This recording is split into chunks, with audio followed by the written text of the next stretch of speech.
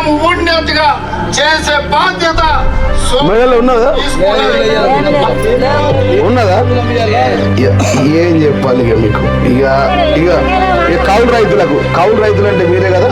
రైతు భరోసా పథకం భూమి ఉన్న రైతులతో పాటు కౌలు రైతులకు కూడా ఏడాదికి ఎకరాకు 15,000, భూమి లేని ఉపాధి హామీ కూలీలకు ప్రతి ఏడాది 12,000.